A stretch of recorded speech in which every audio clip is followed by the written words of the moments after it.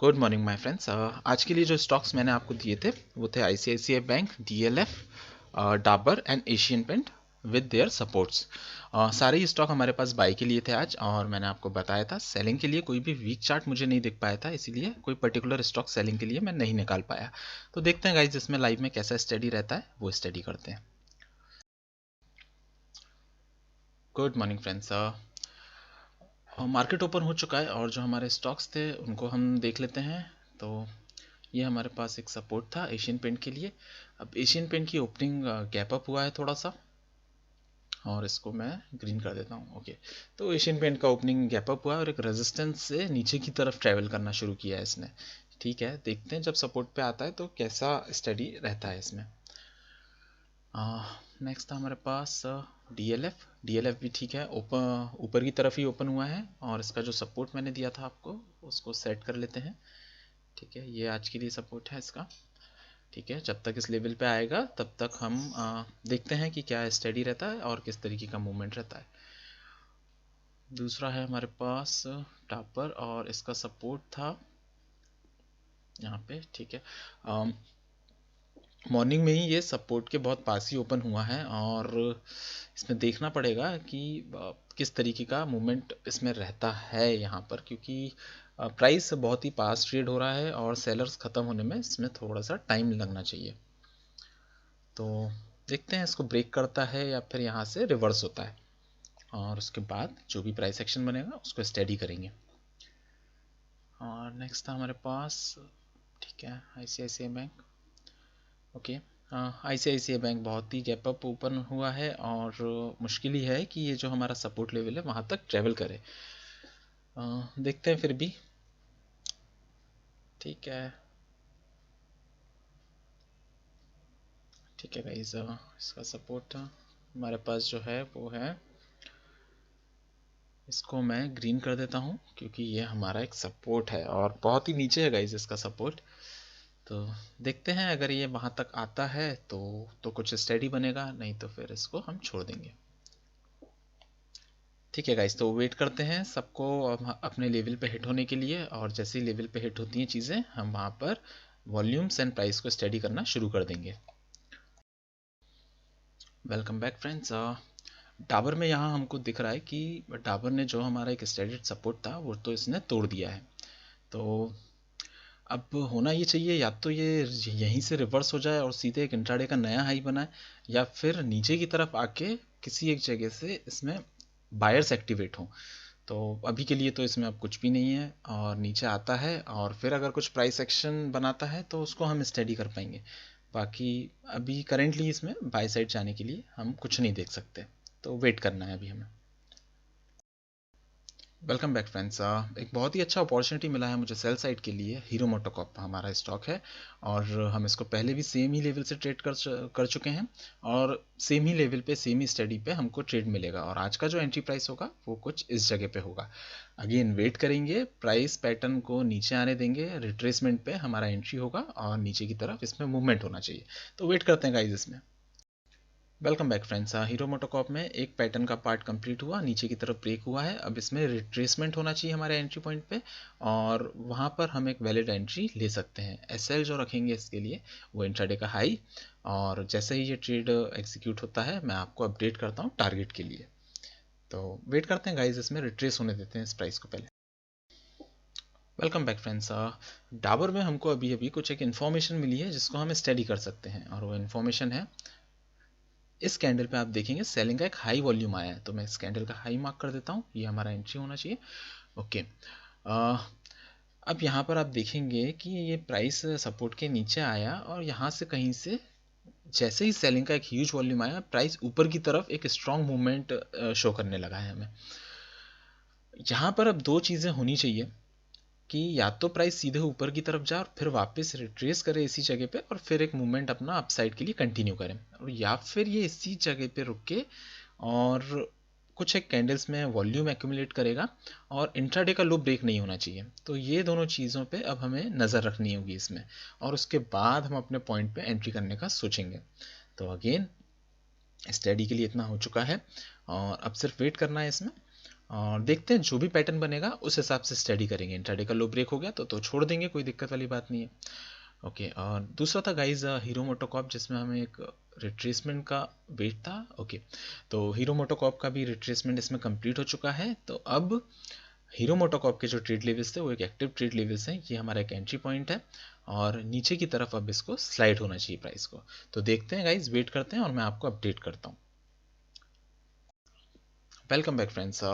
डाबर में एक sufficient price action create हो चुका है हमारे डिसिसिव लेवल पे, तो इसको मैं हटा देता हूँ।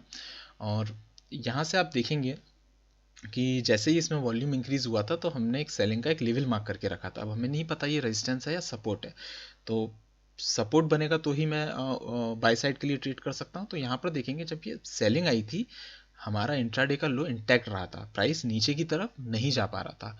और उसी के अपोजिट प्राइस ने क्या किया, इसी सपोर्ट को नीचे से ऊपर की तरफ ब्रेक करके क्लोजिंग दी है। इसका मतलब ये है कि बायर्स यहाँ पर बहुत कोशिश कर रहे हैं प्राइस को ऊपर ले जाने के लिए, राइट। और इसी के साथ में हम जो एक अनस्टेबल प्राइस जोन है उसको मार्क कर देते हैं, बॉक्स, ठीक है। तो वो कुछ हिस्सा ये था जहाँ से आपको कैंडल्स में रिजेक्शन दिख रहा है वॉल्यूम आने के बाद, और ठीक है।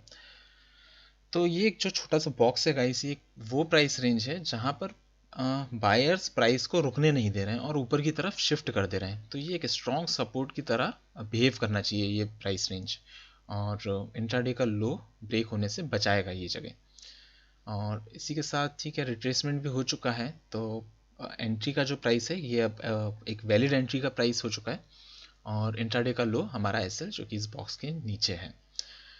टारगेट के लिए गाइस इसमें आपको याद होगा कि हम जो ये ट्रेड एग्जीक्यूट करने वाले थे वो अराउंड 525 के आसपास करने वाले थे। तो उसके हिसाब से जो एक ट्रेड लेवल था वो 535 के आसपास ठीक था। बट क्योंकि हम ये ट्रेड नीचे से स्टार्ट कर रहे हैं तो ये वाला जो प्राइस रेंज है ये हमारे लिए आज का टारगेट हो जाना चाहिए, क्योंकि एंट्री जब नीचे शिफ्ट हुई है तो टारगेट भी थोड़ा नीचे शिफ्ट होना चाहिए। इमेजिनरी टारगेट रख के क्या मतलब। तो इसको मैं थोड़ा सा बदला, ठीक है।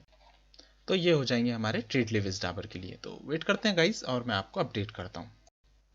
Welcome back friends. Hero MotoCorp हमारे डायरेक्शन में ट्रेड होने लगा है पूरा पैटर्न कंप्लीट करके। तो हमें एक टारगेट लेवल की ज़रूरत पड़ेगी और वो हो जाएगा कुछ यहाँ पे। ये एक पॉइंट ऑफ वॉच है लास्ट मूवमेंट का, यहाँ से एक सपोर्ट भी आया हुआ है। तो ठीक है, सफिशिएंट टारगेट है, ये हो जाएगा हमारा टारगेट लेवल। अराउंड 70-80 रुपीज़ की रेंज है। इसको राउंड फिगर में कर देते हैं। ओके, आप क्या ही बोलूँगा इसमें। अब हीरो मोटोकॉप में सेम स्टॉक है, सेम स्टडी है, आपने वॉच की हुई है 2 दिन पहले, सेम ही लेवल से एग्जीक्यूट कर रहे हैं और बस रिपीट हो रहा है वही स्टडी। और ठीक है गाइज, देखते हैं इसको और कैसा चलता है, और मैं आपको अपडेट करता हूँ नेक्स्ट पार्ट में। Welcome back friends. Hero MotoCorp का स्टडी चार्ट कंप्लीट हुआ और इजीली रेजिस्टेंस से टकरा के एक जो सपोर्ट लेवल होना था उसको हिट किया। और आज का वीडियो देख लो आप, या कल का 2 दिन पहले का वीडियो देख लेना, सेम ही ट्रेड है, सेम ही स्टडी है, सेम ही रेजिस्टेंस है, सेम ही स्टॉक है और सेम ही वॉल्यूम एक्टिविटी है। तो कुछ भी नहीं करा, बस अब ऐसी अपॉर्चुनिटी आए कभी सेम पैटर्न बने आपके पास तो उसको छोड़ना नहीं चाहिए। बस यही था इसमें, और बहुत ही कॉन्फिडेंट ट्रेड था ये। और अगर ये सपोर्ट से वीक हुआ है तो इसको नीचे की तरफ आना ही चाहिए था, इसी वजह से हमने इसको दोबारा एग्जीक्यूट किया। तो देखते हैं गाइज बाकी स्टॉक्स में कैसा चलता है, मैं आपको अपडेट करता हूँ। Welcome back friends. Asian paint अभी अभी हमारे एक सपोर्ट पे हिट हुआ है जो हमने स्टडी करके रखा था। बट यहाँ गाइज स्टडी करने के लिए हमारे पास वॉल्यूम नहीं आया है। आप अगर नोटिस करोगे नीचे की तरफ वॉल्यूम आप देखोगे कि वॉल्यूम रिड्यूस होकर ये हमारे सपोर्ट पे हिट कर रहा है, बल्कि होना ये चाहिए था कि यहाँ पर आते ही इसमें वॉल्यूम एक्टिविटी एकदम से बढ़ जानी चाहिए थी। और इससे ज़्यादा वॉल्यूम तो आप कंपेरेटिव देखेंगे जब ये नीचे गिर रहा था ना तब था। और दूसरा ठीक है, अगर इसमें कुछ होना भी होगा तो वॉल्यूम आएगा उसके बाद हम देखते हैं, या फिर प्राइस एकदम से जंप करेगा। और दूसरा गाइज, इसमें जब मॉर्निंग में ओपन हुआ तो ये सीधे एक रेजिस्टेंस के पास गया था और उसके बाद ये सपोर्ट पे ट्रेवल करते हुए आया है। तो एक्चुअल में ये रेजिस्टेंस से सपोर्ट की तरफ ट्रेवल कर रहा है, सपोर्ट से रेजिस्टेंस की तरफ नहीं। फिर भी इसको रखते हैं, थोड़ी देर देखते हैं, अगर कुछ होता है तो मैं आपको अपडेट करता हूँ। Welcome back friends. और देख सकते हैं डाबर एकदम से हो गया बूम, सीधे जाके हमारे रेजिस्टेंस लेवल पे हिट किया जो कि होना था हमारा एक टारगेट लेवल। गाइस, मुझे नहीं पता था कि ये इस तरीके से जाएगा, बट हाँ, क्योंकि ये इसका रिजल्ट है और इस वजह से इसमें वॉलेटिलिटी एक्सपेक्टेड थी। और ठीक है, जो भी था, हमने जो भी स्टडीज़ थी इसमें मैंने सब बता दिया आपको, और आप मार्क करके स्टडी कर सकते हैं। दूसरा गाइस, डीएलएफ में क्या हुआ है, थोड़ी देर पहले ही ये सडनली हमारे सपोर्ट पे आया और एकदम से इसमें जंप आ गया। कोई प्राइस एक्शन क्रिएट नहीं हुआ, सिर्फ लेवल में स्ट्रांग था और सडनली जंप आया है इसमें। और एशियन पेंट गाइस, ऐसा कुछ चल रहा है, अगेन वॉल्यूम का वेट कर रहे हैं, वॉल्यूम तो नहीं आ पा रहा है इसमें। ज़्यादा से ज़्यादा अगर बहुत ही ज़रूरी है ट्रेड करना है इसको, तो फिर आप अभी इसमें कुछ भी एंट्री करके ले सकते हैं। बाकी उम्मीद, वॉल्यूम तो मुझे सजेस्ट नहीं कर रहा है इसमें। और ठीक है, डाबर ऐसा है। ठीक है गाइज, डाबर में ठीक है, अब मैं सब बता ही चुका हूँ। इसमें जो जो चीज़ें इसमें देखी थी, कैसा हुआ था क्या हुआ था, आप सबको रख के आप स्टडी कर सकते हो। और ये गाइज मनचाहे स्टॉक नहीं है, ये मॉर्निंग में ही मैं आपको दे रहा हूँ और उन्हीं स्टॉक की स्टडीज़ में आपको दिखा रहा हूँ कि किस तरीके से लेवल्स हैं हमारे, और किस तरीके से हमारे सेलेक्टेड स्टॉक में ही हमको कितनी देर तक वेट करना रह सकता है, या क्या किन चीज़ों के लिए वेट करना पड़ सकता है। तो अ, इस हिसाब से था। और दूसरा हमारा एक स्टॉक था गाइज, आई थिंक सब कंप्लीट हो गए। हाँ, आईसीआईसीआई बैंक गाइस ऊपर ही खुला रेजिस्टेंस लेवल पे, नीचे आने की तरफ वजह ये ऊपर ही ऊपर ट्रेड करता रहा और एकदम से इसमें रेजिस्टेंस का ब्रेकआउट आ गया है। तो ज़्यादा कुछ कर नहीं पाए इसमें। और ये भी अगर ट्रेड करने का होता तो ज़बरदस्ती ट्रेड करने की कोशिश होती इसमें भी अगर करते तो, क्योंकि हमारा हाइपो बाई की तरफ है, तो एक रेजिस्टेंस के पास हम बाई कैसे कर सकते हैं। हमें बाई करना है तो हम सपोर्ट पे की तरफ रिस्क लेंगे। तो ये चीज़ थी इसमें। और कौन सा स्टॉक था हमारे पास, ठीक है, निफ्टी एकदम से निफ्टी में जंप आया है। एक्चुअली 13,700, 13,750, 800 के आसपास ना इसमें एक सपोर्ट बन रहा है क्या, तो वहाँ से एकदम से ना पुट राइटिंग हो जा रही है शायद, तो इस वजह से ये जंप आ जा रहा है बार बार एकदम। और ठीक है गाइज, वैसे भी बजट सेशन चल रहा है, अभी हमें पता नहीं कहाँ मार्केट चला जाए, कहाँ खुल जाए कल, कुछ पता नहीं है। और वैसे भी हमें निफ्टी स्टडी बिल्कुल भी नहीं करते हैं कि स्टॉक मिलाओ, निफ्टी मिलाओ, सेक्टर मिलाओ, फिर दिन ख़त्म हो गया फिर ट्रेड करने का सोच रहे हैं। और ठीक है गाइज, और दूसरा गाइज ये भी है कि आप कोई भी स्टॉक, जितना भी अभी मैंने इस वीक में आपको पूरा स्टडी दिखाया है, ये बहुत सारी इन्फॉर्मेशन दिखाने की कोशिश की है मैंने आपकी, ज़्यादा से ज़्यादा। और जितने भी स्टॉक थे सब पर्टिकुलर सेलेक्टेड स्टॉक थे, जो पहले सेलेक्ट कर रहे थे, उसमें जो लाइव में कंडीशंस बन रही थी, हमने सिर्फ उन्हीं को ही स्टडी करा है अपनी स्टडी के साथ। तो आपको भी ये सब चीज़ें करनी चाहिए, या इस तरीके से ट्रेड लेके जाना चाहिए। और एक इम्पॉर्टेंट नोटिस गाइज, जो भी हमारे पुराने स्टूडेंट्स थे उनके लिए एक फॉर्म है आज की वीडियो में नीचे डिस्क्रिप्शन में। ये फॉर्म अगर आप करना चाहें तो आप कर सकते हैं, फ्री ऑफ कॉस्ट है। जो भी अपडेटेड कंटेंट अभी क्रिएट हुआ है मेरे पास, जो भी नई रिसर्च है, वो पूरा मुझे आपको अपडेट करना है। तो जितने भी हमारे पुराने स्टूडेंट्स हैं वो सब अप्लाई कर सकते हैं। और कोशिश कीजिएगा इसी वीक में रिप्लाई कर दें, फॉर्म भर दें, ताकि मैं नेक्स्ट वीक में एक क्लास अरेंज कर पाऊँ आपके लिए।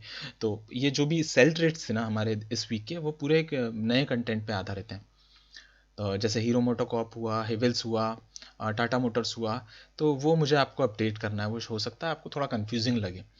तो ठीक है guys, thank you so much. I hope जितनी भी इन्फॉर्मेशन थी उसको आप धीरे धीरे देख देख के नोट्स में ऐड करते जाएंगे। Thank you so much.